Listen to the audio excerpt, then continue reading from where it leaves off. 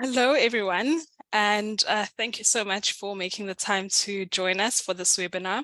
So this webinar is by the Science-Based Targets Initiative, or SBTi for short, which will really be about setting science-based targets or science-based target setting for the maritime sector. My name is Zinigo Ntlapo, and I'm one of the engagement managers at the SBTi, and I will be hosting the session for today. We're very, very excited to be having this webinar today, which really launches the science-based target setting guidance for the maritime sector. And we've developed this in support with University Maritime Advisory Service, or Services, or UMass for short, and Smart Freight Center, SFC for short. And this project will really enable the maritime transport companies to set near and long-term targets that are aligned with the science and in line with 1.5 degrees Celsius for the very first time.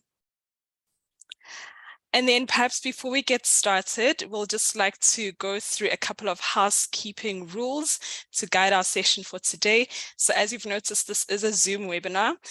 Your camera and microphone have been automatically muted. If you do want to engage with us during the course of this webinar, please feel free to put in your questions in the Q&A box, which you'll see at the bottom of your screen. And then the slides of this webinar and the recording will be shared afterwards.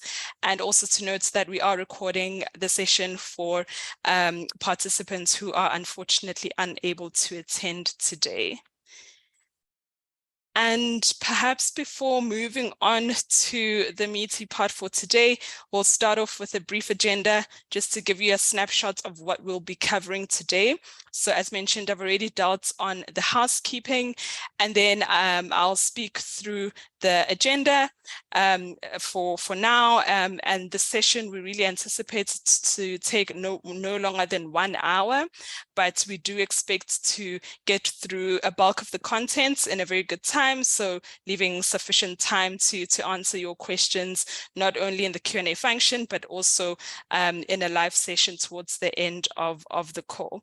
And then just briefly, I'll start off by chatting through a brief introduction to the SBTi, and then we'll hear more about a high-level perspective of the maritime sector.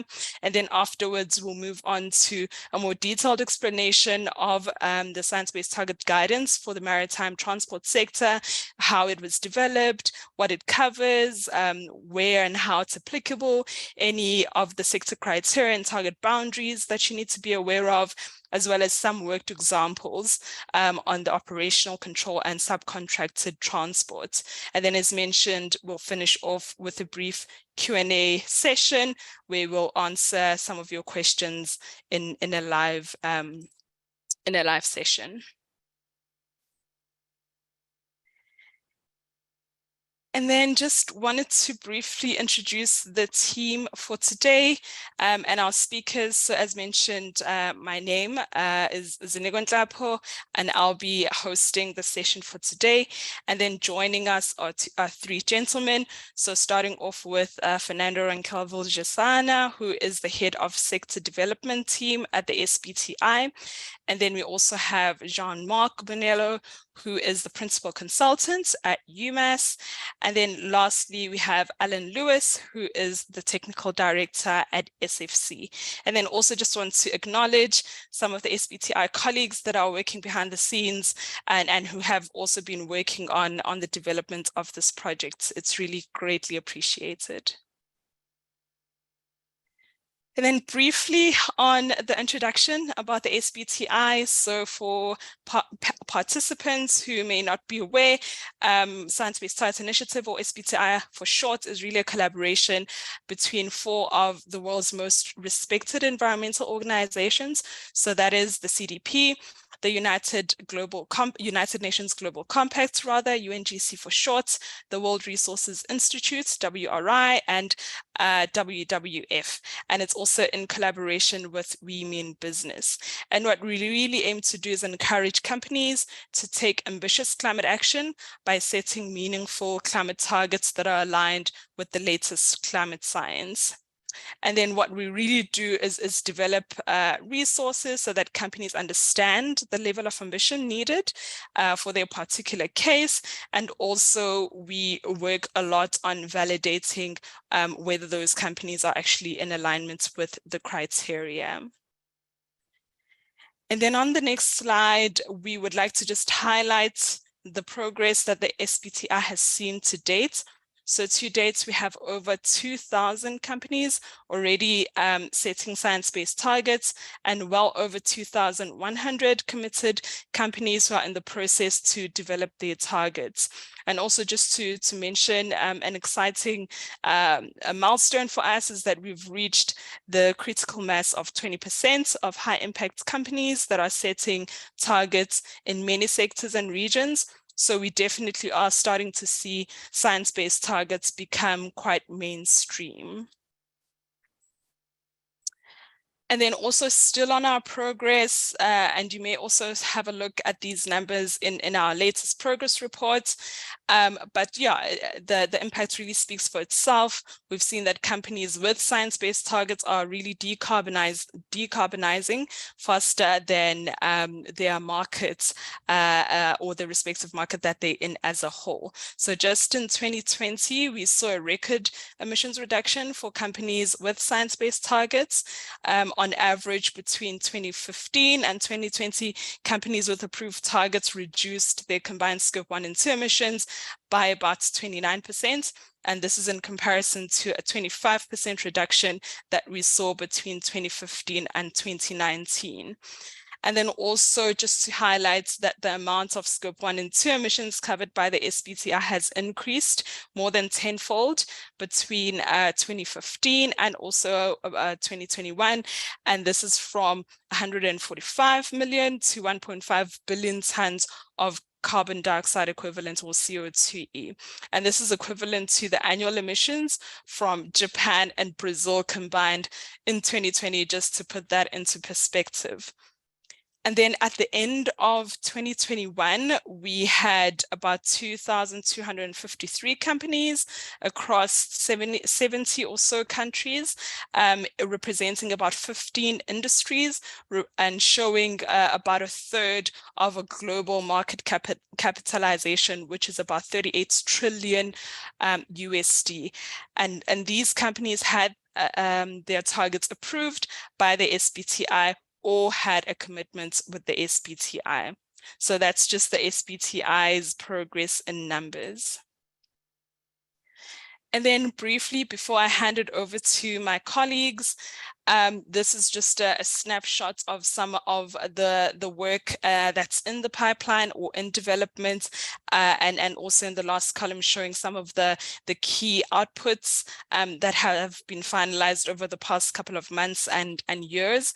Yeah, so this is just a quick overview, and just to highlight that in the current year, some of our kind of key milestones in terms of sector developments have been the cement guidance, which came out a couple of weeks ago, the flag guidance, and also now for this webinar, the shipping guidance or maritime guidance. And with that, I will pass on to Jean-Marc, who will take us through a brief overview of the maritime guidance. Thank you very much, Nico. Thank you for the introduction and the explanation about SBTi. So now we're going into specifically the maritime guidance, which we have published at the end of last month, and today we are launching formally. We can go to the next slide, please. So just a quick introduction of maritime transport. As we know that the SBTi are used by a wide variety of stakeholders, some of whom might not be as familiar with the shipping industry as a whole.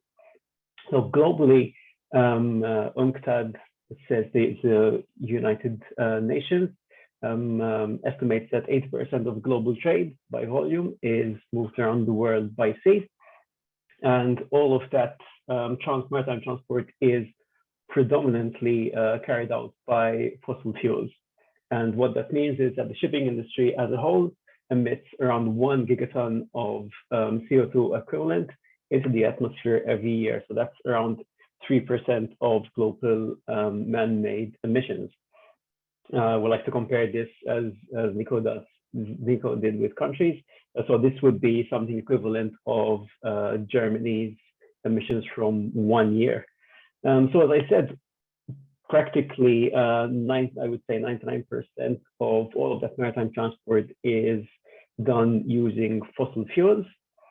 And it is an industry which covers a huge variety of applications, from sort of the typical examples you would think about when you think about cargo ships, so container ships, large oil tankers, but also ships carrying coal, grain, even animals around the world. But then you also have ships that we interact with in our everyday lives, so passenger ferries, maybe cruise liners, and small ferries going around the coast, but also things that are the foundation of maybe coastal economies, fishing vessels, offshore vessels, offshore supply vessels. So there's a huge variety of actors in the shipping industry, which obviously makes it challenging to try to come up with a solution that fits all of these different operating profiles in all of the different regions of the world that they are undertaken in. And obviously, by nature, shipping is an international industry, so it falls under several different regulations and legislations also. One further challenge when thinking about specifically sort of investment, but also thinking in which technologies to pick or which transport service providers to pick based on the technologies they have or that they're looking to invest in. Shipping is based on long lifetime assets. So a typical lifetime for a ship would be around 25 to 30 years. In some industries, it might be a bit longer, in some industries, it might be a bit shorter. But basically, this is very important to highlight that decisions made today have repercussions well into the next decade, which we are consistently being shown by the science, by the IPCC, that is the critical decade to take decisions in order to ensure that we stay below the 1.5 degree temperature goal set by the Paris Agreement. So if we go to the next slide, I tried to put together some examples, some industry-specific examples that are sort of pointing towards this need for something like the Science-Based Targets Initiative, which provides a really concrete and practical tools for actors in the industry to make short decisions about sort of short-term actions with this long-term perspective. So we've seen industry calls such as the COSEV initiative, the Cargo Owners for Zero Emission Vessels, and the Getting to Zero Coalition, who again represent the former represents consumer goods companies, so the likes of Amazon and Patagonia, while the Getting to Zero Coalition represents over 200 stakeholders across the whole maritime ecosystem that are calling for zero emission shipping to be on the water by 2030. Similarly, we have some industry initiatives more on the financing side. So the Poseidon Principles is an initiative for financial institutions to align their portfolio, well, to measure their portfolio against a climate aligned target. And similarly, the Poseidon Principles for maritime insurance does the same for maritime insurers. And last September, both of these initiatives have shown, have gone out with declaration that in the next year and in very near future, they will be looking into moving their ambition from what the IMO currently asks us to do, which is a 50% reduction on 2008 levels by 2050, to something that is aligned with 1.5 degrees, which is more in line with something that is closer to zero emissions by 2040. Similarly, we're just coming out of COP, and we've seen there at COP, there was a huge, well, not discussion, but huge update on what's been happening over the last year since COP26 around green corridor development. So these corridors, these specific routes for shipping that are looking to decarbonize as quickly as possible to be first movers in the industry. And also repeated and very strong calls for 1.5-degree alignment and for the strengthening of ambitions. And we also have had this very helpful document from the high-level expert group from the UN Climate Champions that specifically spelled out SBTi as one of the most robust ways in which one can plan ahead, specifically for financial institutions in terms of climate-aligned asset investments. More on the regulatory side, we've got, upcoming IMO meetings. So the IMO is the UN body that oversees international shipping. So the IMO is looking into updating its initial strategy for greenhouse gas emission reduction. So this will definitely feed into that, that discussion in the discussions taking place this week and next week. But also we've just seen the EU Commission include shipping specifically in its taxonomy for the ETS, so the emissions trading scheme for the EU countries, which will include some extra EU transport as well. So these are very sort of strong signals from all around us that something like the SBTi 1.5-degree aligned tool is very, very timely in this place, and has come at this critical point where decision making has to be done quickly and effectively throughout different stakeholders. So if we move to the next slide, we can start going into the actual science-based targets and what these cover and who can make use of them. So the aim in designing this initiative, we looked at trying to capture as much of the industry as possible. And here are a few examples that we came up with. If you come up with, you can think of anyone else, let us know. But basically, these are actors that include maritime transport in their day-to-day operations. So that might be sort of something which would look at sort of scope 1 emissions, like ship owners or operators who are using ships day-to-day. But also scope 3 emissions, such as maybe commodity traders or consumer goods companies who need to move their products around the world, or even move maybe raw materials to from source to where they produce whatever they are producing, and also then shipping them away as well. But this could also be extended to commuters as well. So if some of your employees maybe come to work in a small ferrier or a local ferry service, that could also be included in the target setting for your company. A small exclusion that we have currently, the science-based targets don't include recreational vessels. So if you've got maybe a nice sailing yacht or motorboat, that's not included, and also fishing, and also financial institutions portfolio. As we know, there's as I mentioned, there's also the Poseidon Principles that looks at specific ship finance, but also there's a science-based targets for financial institutions as well. So at the moment, we are working on trying to come up with a coherent way of capturing all of those harmoniously together. But for now, sort of, we can focus on all of the purple squares, let's call them that. So for those who are not familiar with SBTi, basically what this aims to do is provide a toolkit to firstly measure carbon intensity of activity, and then set targets to inform the decision making around short-term actions. So things that will change your day-to-day operations in the short term, maybe 5, 10, 15-year timescale, but towards a longer-term goal. So this allows one to set both a long-term goal, but also a short-term ones with action to make those short-term targets happen. So if we move on, we can have a look at the development of the Science-Based Target Initiative. There's a procedure on how the different guidances are developed.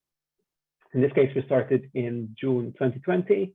it was ourselves at UMass working with WWF under SBTi and the Smart Fate Center as well. And together we set up a technical working group with various industry stakeholders, but also non-industry stakeholders. So not just maybe ship owners or ship operators, but also wider players in the ecosystem. And together, through an iterative process, we came up with the first draft, which was launched for public consultation in March of last year. Following, as I recall, 3 weeks of public consultation, we got quite a good amount of feedback from different stakeholders, which we thought deserved much more attention. So after that, we set up further focus groups with some of those people who with some of those companies who provided us with feedback to better understand what they were seeing as sort of potential gaps or problems with that, which we addressed. And then that went through a very thorough process of SBTi approval, leading us to the launch in November. Obviously, as you can see, this is quite a big span of time.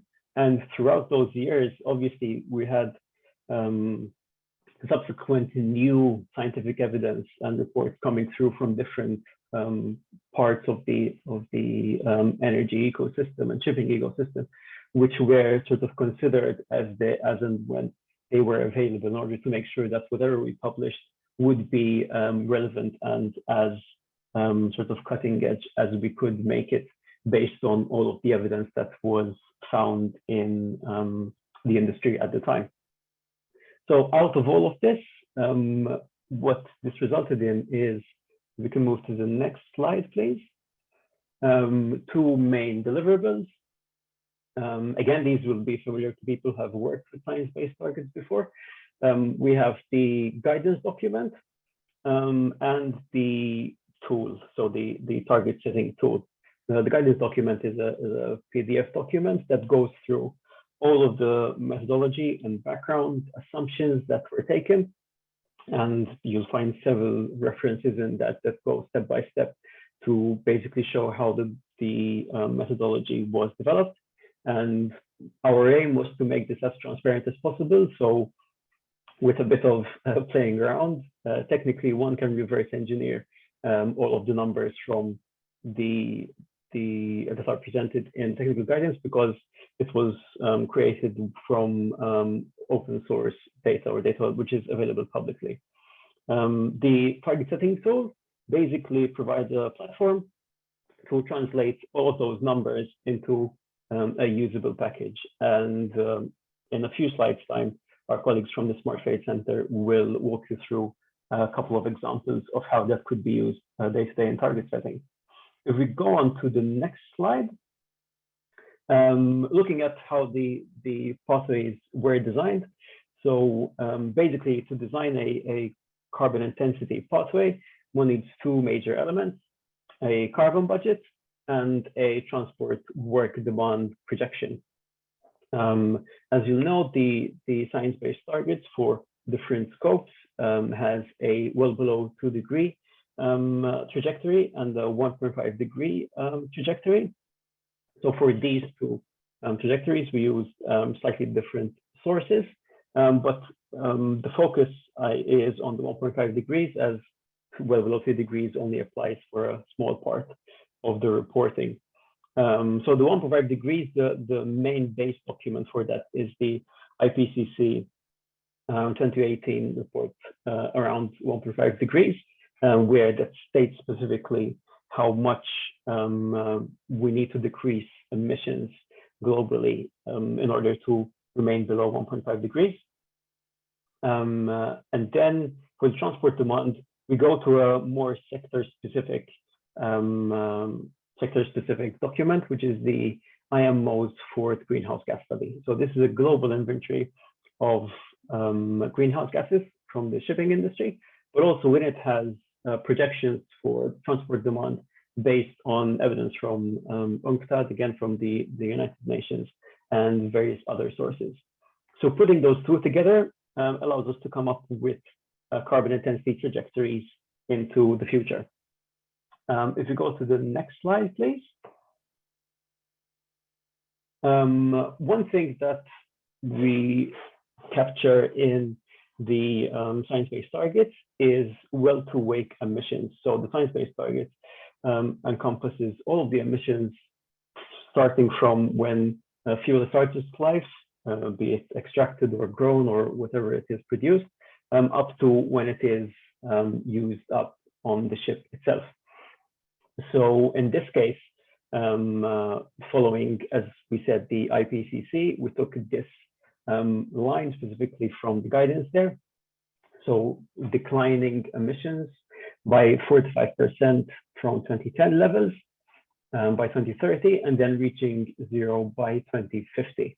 So in order to take that 2010 level that's mentioned here, we referred to the greenhouse gas study, which is the one I just mentioned in the previous slide.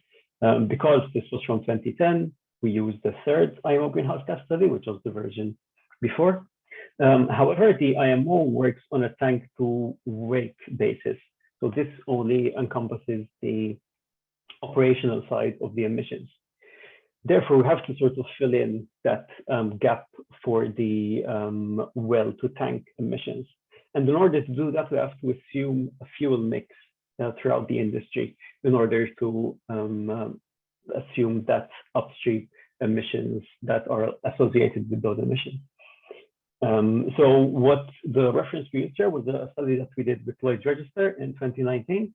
And obviously, there are several different pathways that one can take in terms of the fuel mix going into the future. However, in this case, we wanted to be quite conservative and not prescriptive at all in terms of which technology would be favored. Obviously, we know there's several technological, political, and even geographical, excuse me, geographical limitations to which fuels can be used. So here we remained slightly agnostic of that, assuming an equal share of different kinds of fuels.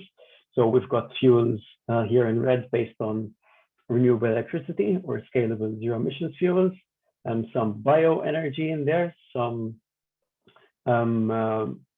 energy coming from natural gas, which then has carbon capture and storage, which now we would call things like blue fuels, and also some fossil fuels still left, because realistically there will be a need for some a small percentage of that for things like pilot fuel and so on.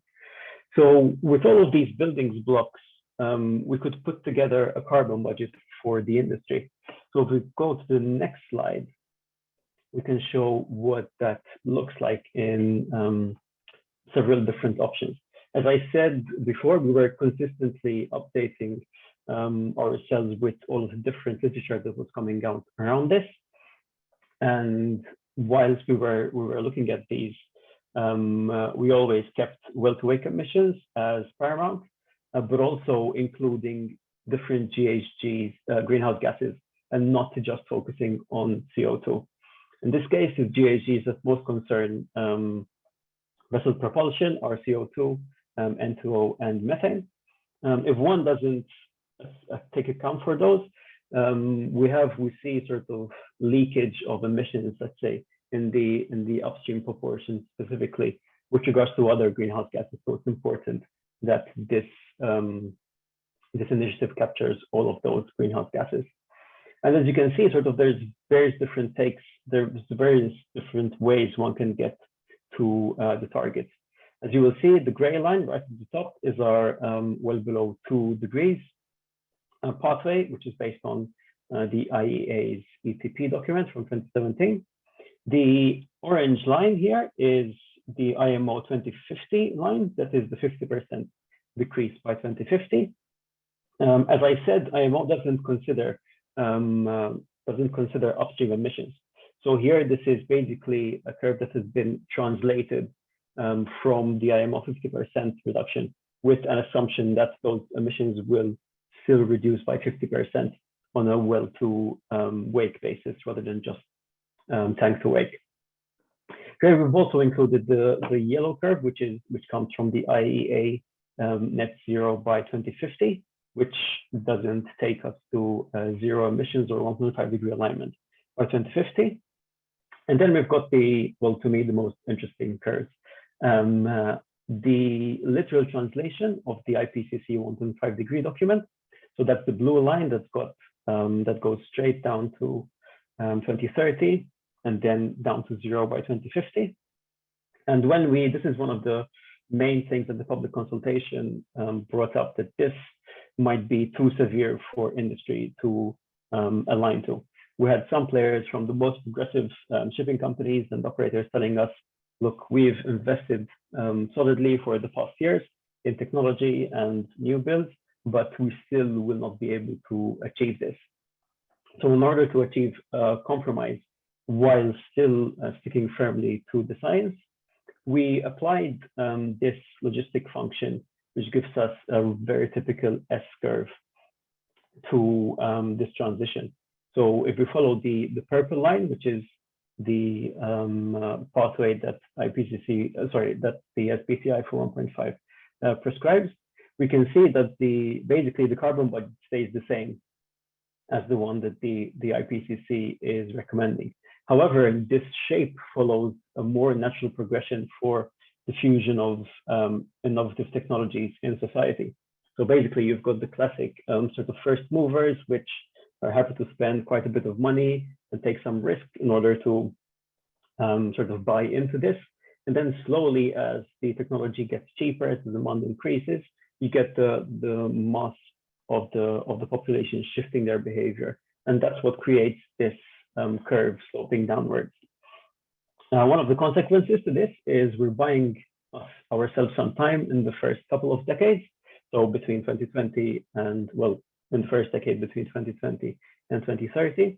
But then from the mid-2030s onwards, there's a very sharp drop in emissions, which basically takes us to around a 96% decrease in emissions by 2040. So basically, it's zero by 2040. So this is the thinking around the development of the carbon budget, but also the shape of how we get to zero by 2050. If we go to the next slide, again, as I mentioned, in order to translate carbon budget to carbon intensity, we apply the projection for transport demand. So this is the projection for maritime transport demand, and we divide the carbon budget by the transport work demand in order to achieve this carbon intensity metric, which is CO2 divided by transport work. So for some different vessel types, it takes different forms. Transport work is described in different ways, but generally for cargo ships, that would be grams of CO2 divided by however many tons of cargo when it's moving around, multiplied by the distance that cargo is being moved around. So basically, this is what the carbon intensity alignment pathway, taking us from now to 2050, would look like for all of those different scenarios. And this is what is embedded into the target setting tool that will be discussed in a few slides' time. If we go to the next slide, in order to make sure that this is not a sort of a one-size-fits-all with targets that are not really applicable or maybe hard to reach for different sectors of the industry, the tool provides different baselines for different vessel types and sizes. As we know, going back to what we mentioned at the beginning, the industry is very diverse in terms of ship types and sizes, but also the modes that they operate in. So it is imperative to have something that is truly achievable and compared to sort of an industry median. So each vessel type and size, as I recall, I think we have over 25 different vessel types and sizes. Details are can be found in the guidelines. Have their own sort of baseline starting point. In this case, on this chart is 2050. As you can see, for smaller vessels, so bulk carriers, vessels that would typically carry things like coal or grain or iron ore, and smaller sizes, so 0 to 10,000 tons of deadweight. Start off with a higher carbon intensity than the same type of vessel, but of a larger size. And here we've got the solid line is the well below 2 degrees, and the dashed line is the 1.5 degrees. So this also gives a good flavor comparatively together of what that looks like for a typical vessel. So what the rate of decrease in carbon intensity will look like for those particular vessels. Obviously, some of the users for the tool might not be as close to the maritime transport as others. So whilst the ship owner or ship operator knows exactly which ship the transport work is being carried out on, someone who's slightly further removed, maybe the likes of a consumer goods company manufacturer, might not know what exact vessel transport is being the transport work is being done on. So we also provide default values for container ships or oil tankers or bulk carriers. So in order to provide at least a general number that one can aim for. And it would also mean that it's a space for discussion with your transport providers to be able to maybe obtain that kind of data to make your reporting and target setting more accurate and reflective of the actual transport work. So I think we can move to the next slide. And this is just calling on something that I ran quite quickly through before regarding the emissions boundaries. So I'll hand over to Fernando to take over from here. Perfect. Thank you very much, Jean-Marc, for walking us through that background into the sector scenario and some of the assumptions. I've seen a few questions that we'll be clarifying over the Q&A. Yeah, there is some interest in how we define that scenario, but for now, I'm going to cover 4 important elements of the guidance. And starting from what emissions need to be covered, which, as you previously mentioned, for the design or in the development of the sector scenario, we have to consider this well-to-wheel boundary. Then I will talk about how these emissions are reflected in a corporate GHG inventory. We'll also talk about the sector-specific requirements, from which there's already a few questions in the Q&A chat box. And lastly, we'll address some of the current limitations on this guidance. So on the first topic of the emissions boundary, as Jean-Marc explained, all of the targets have to be on a well-to-wake basis in tons of CO2 equivalent. Well-to-wheel or well-to-wake emissions are emissions that are generated across the life cycle of any fuel. And they include both the well-to-tank portion, meaning all the upstream emissions associated with the fuel production and distribution, down to the tank-to-wake emissions, which is the emissions from the direct combustion of that fuel.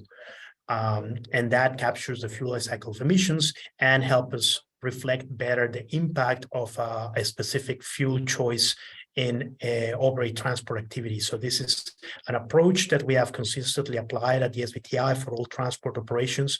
This is there's a very important precedent for from when we launched the transport sector guidance back in 2018, where we made this a mandatory emissions boundary to also align ourselves with the GLEC framework, which highly recommends that emissions are reflective of all both stream and direct combustion emissions. So next slide, please. In terms of target coverage, we have targeting 2 main types of users. Users that will have direct or direct operational emissions from maritime transport operations, and some that will have to account for these emissions as part of their scope 3. For the first category, which would include vessel owners and operators with activities over passenger and freight transport, these emissions would be reflected on a well-to-wake basis across the scope 1 and scope 3 category 3, and their base year activity data that they need to provide is on a ton nautical mile basis. For cargo shippers and LSPs, again, if either for passenger or freight activities, subcontracted activities, they will need to reflect these either under scope 3 category 5 or 6, or for freight under 4 or 9. That is upstream and downstream transportation distribution. And category 6, it would be, of course, employee commuting or business travel. Those would be the relevant categories to account for these emissions from maritime transport activities in line with the Greenhouse Gas Protocol scopes and scope 3 categories. And the subcontracted transport, of course, also requires base year activity data in terms of ton nautical mile. Next slide, please. In this guidance, we had to clarify two important sector-specific requirements. One relates to the target year eligibility, and this includes that all companies setting near-term targets must select a target year no earlier than 2030. So a company submitting a target with a base year this year of 2022 can set a target as soon with a target year as soon as 2030 or after. I would just like to remind everyone that these are requirements specific to the maritime transport sector only, and that you will need to review the general SBTi criteria, which is available on our website, to make sure that you comply with the other requirements that are general for every other sector. The second sector-specific requirement involves target ambition. And this is a requirement that applies to companies with direct maritime transport emissions. So vessel owners and or operators must also submit a long-term, aka net zero target, along with their near-term target submission. So a company that has a fleet of vessels or operates a fleet of vessels will need to submit both at the same time, a near-term and long-term target. And for maritime transport emissions, a long-term science-based target means reducing emissions to a residual level in line with 1.5C by no later than the year 2040. This requirement on target ambition, meaning this requirement for submitting simultaneously a near and long-term target, is only applicable to to emissions from owned maritime transport operations. It does not apply to subcontracted transport. So next slide, please. And lastly, to clarify some important limitations on the use of this guidance, as some of you may be aware of, the SBTi, earlier this year, the SBTi published a policy around fossil fuel use, which affects what kind of companies are engaged in fossil fuel activities can commit and or submit targets to the initiative. Currently, the SBTi does not accept commitments or validates targets from companies involved in oil and gas exploration, production, and significant involvement in transportation distribution. There's a revenue threshold that needs to be minded. We know that this current policy is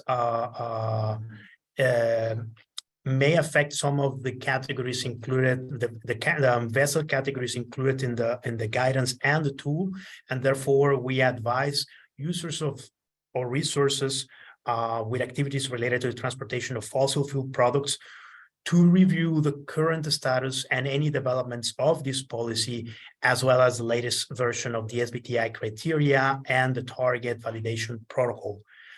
This is because with the parallel development on the oil and gas methodology, this policy is subject to change, and it might be advisable to review the current status before submitting targets covering these activities.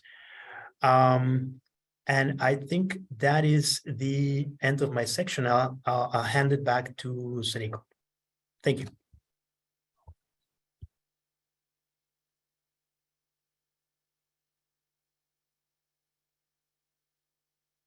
Thanks so much, Fernando and Jean-Marc, for that great overview. And perhaps now I'll pass it on to Alan Lewis, who will take us through a couple of worked examples. Thanks, Alan. Great, thanks very much. So as has been mentioned earlier, the guidance comes with a calculation tool which follows a standard format for the Science-Based Targets Initiative's sector developments. And so what we've got here is a maritime implementation of that standard tool approach, which basically gives a single interface for the user to calculate their science-based targets across all the different maritime transport categories. And I'll go through some examples of that in the coming slides. In addition to that, we've got one additional feature, which I think has already been made reference to, which is the aggregator tool. And again, I'll show how that can be used to aggregate the targets from different vessel categories so that a company can get an overview of its overall future pathway. So if you could click on.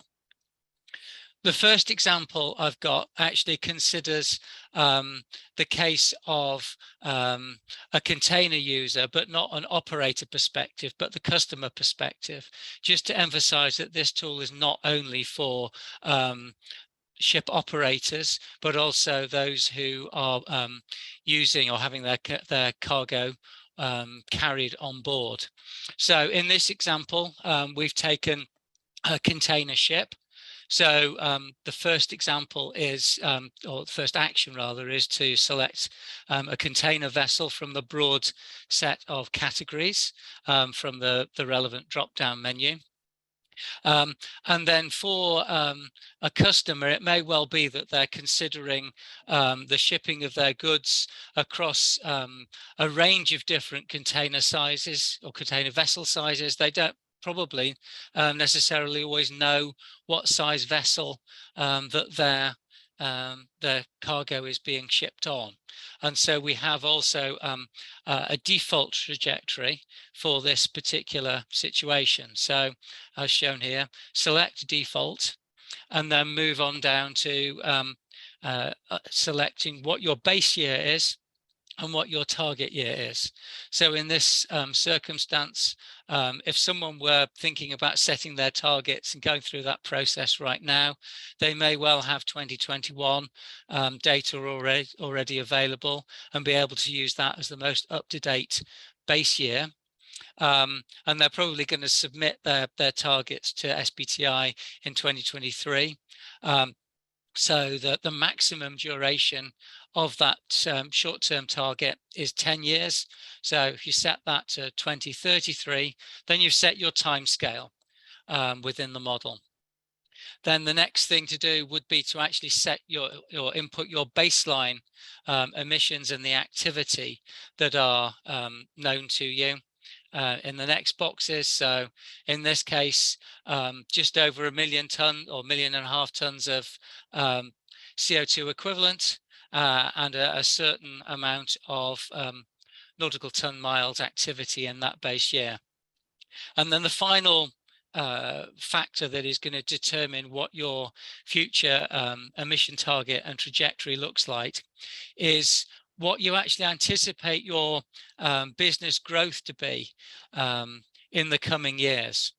And again, it is possible to set a default growth, but in this case, we've set an expected growth rate of sort of 30 to 40%, and that feeds through, as I say, into how that impacts on the future targets. So if you can click through again, please. What you get as a result of that is both an indication of absolute emission development over time, and also what the target intensity curve looks like. And you can see that for your organization in comparison to the sector trajectory as a whole. And you can see that convergence is occurring as a result of the S-curve towards 2040. And I know we've got some questions in the chat about that I think are going to be picked up live. But you can see there basically that by the time of the 2033 target that was set for this particular example, you've got an emission intensity reduction of around 74%, and the overall well-to-wake emissions would be down by about 63% in that period. So if you can click on to the next one. If you think also then about the container sector and an operator, the operator may well have a range of different sized vessels, and so they'll need to consider each of their vessel size categories individually. So again, selecting container as the first step, and then setting individual categories from the drop-down menu one by one. And again, in this case, having selected the 8 to 12,000 TEU size category, as before, selecting a base year, selecting a target year, selecting the well-to-wake emissions and the activity in that base year, and again then understanding what your expected growth will be for the business over that time period. In this case, we've set a 20% growth rate, just to show that that is variable depending on what your business anticipates to happen. And indeed, if a container operator has a range of different vessel sizes, they may well see their portfolio changing over time, and so it's important that they can put different values of the expected business growth for the different vessel size categories. So if you can then click on again, please.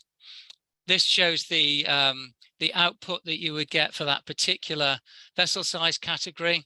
So again, more specific results for that category size. And then if you click on again, you can see that in the aggregator, the container operator with different vessel size categories would be able to input the outputs from the previous tab individually, row by row, into this aggregator, and then get an overall picture, a weighted average of what the impact would be for their whole business, so that you can actually understand also maybe the variation that comes with different weightings for different variation in size classes, depending on how you project the growth or changes in your business going forward. If you can click on again, please. Also then, we've got an example here for passenger transport. In this case, we've selected ferry passenger only as an example. In this case, the vessel size categories they're obviously not in ton kilometers, but we're not also working in passenger kilometers either. We're working in gross tons here. And so for that particular size category, again, selecting a base year, just for a variety, we've put in 2022 rather than 2021 this time round. Same sort of target year, same process in terms of baseline well-to-wake emissions, a baseline activity, an expectation of 30% growth over the period from 2022 to 2033. And again, if you click on through, you basically see by now the same sort of output where you've got a development of absolute emissions in the left-hand graph, and the development of the intensity trajectory on the right-hand side, where the tool picks out what the target is for the specific year that was selected. If we click on one further, you can see that the output here on the right-hand side in particular shows a different trajectory.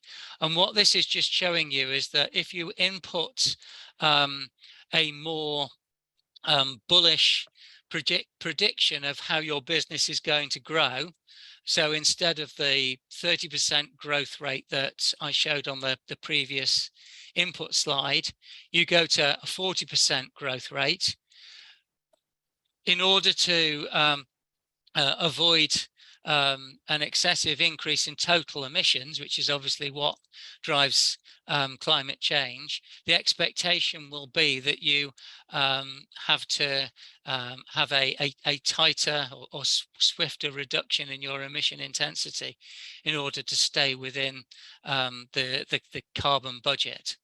So just that's something to bear in mind when you're thinking about actually how your business grows in relation to the overall sector. But hopefully that gives a clear picture of how the tool works in terms of a relatively stable and hopefully straightforward set of inputs and a clear set of outputs for you to pick up and to formulate your targets. And with that, I'll hand back to the SBTi team. Great. Thank you so much, Alan, for those great examples. And thanks to all the participants who have been sending us a bunch of questions, which now we're hoping to chat through a few of them in this live session, although some of them have also been responded to via text. So the first couple of questions, I'll perhaps direct those to Jean-Marc. And the first one is really like in two parts. So the first part being around the 2018 IPCC data being used for the carbon budgets and not the data from the latest AR6 reports. And the question is, why is this so, if that's true? And then also the second part of the question is around the net zero goal for the maritime transport by 2040 and when the model, whereas the model for the projects was for 2050. If you can just take those two questions, Jean-Marc. Perfect. Thank you very much, Nico. So with regards to IPCC 2018 and AR6, in terms of the rate of decline, so the sort of 2030 milestone, 2050 milestone, those remain the same between the IPCC to 2018 and the AR6. For in the WG2 document, I think that's spelled out quite clearly. The only sort of the difference in that was the urgency in the terms, where we see sort of how urgent the move has to be now. So if we look at the numbers, they stay the same, though there was no need to change that. And then regarding 2040 and 2050, so I use 0 by 2040 as shorthand.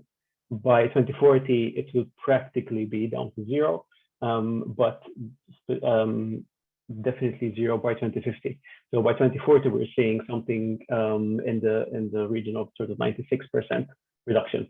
So that's why sort of I say 0 by 2050 rather than 0 by 2040 rather than 0 by 2050.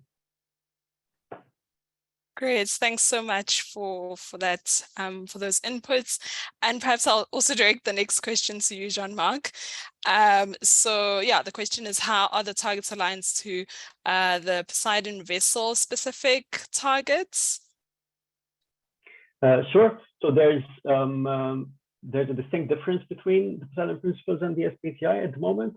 Poseidon Principles is reporting against the IMO 2050 trajectory. So that is only on tank to wake emissions aligned to the 50% reduction target. and also including only CO2. And the metric is also different because Poseidon Principles uses AER, which is the annual efficiency ratio based on the annualized metric, whilst SBTi is based on EEOI, targeted at 1.5, includes full-scale life cycle emissions, and also includes different greenhouse gas species. So they are distinctly different from each other. So aligning to one doesn't mean you automatically align to each other. To the other, obviously, as I said, Poseidon is looking at raising its ambition level. So we'll see where Poseidon Principle moves in terms of 1.5 degree alignment. And that might be something sort of closer to SBTi, but currently they are sort of on different levels. Great, thanks so much for those inputs. And perhaps I'll direct the next question and maybe the last question we'll be able to get through to Fernando. So this one goes, the LR and the SBTi take a while to wake perspective. As the participant understands, the IMO considers a tank to wake perspective, especially for emission factors. Can you please confirm this, Fernando? And do you have any more details around this? Yes, I can confirm that the industry the goal stated by the IMO is only on a tank to wake basis.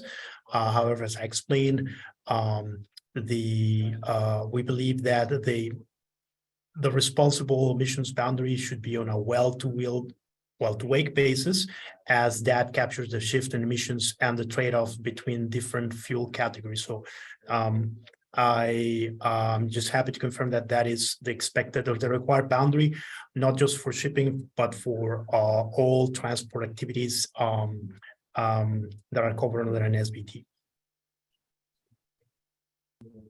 Great, thank you so much, Jean-Marc and Fernando, for those inputs. And unfortunately, we are running a bit late, so perhaps we will move on to our last few slides, just in terms of closing remarks. And next steps. So yeah, I mean, you know, during the course of this session, we've really heard that the maritime transport industry has a key role to play in accelerating the transformation to net zero economy and really help us avoid some of the worst impacts of climate change. And we would also like to reiterate that now businesses in this industry have the opportunity to be responsible and raise their ambition, as we've indicated in the criteria and the guidance that we spoke through. And also just to highlight that coming up in the coming month, so in January 2023, we'll start with a series of training webinars. If you'd like to be part of these, please do join our mailing list. There's a link available on the slide and will be circulated as well after this webinar. And then also, if you do have any questions or perhaps some of your questions that you asked during the session remain unanswered, please feel free to direct them to the email presented on the slide.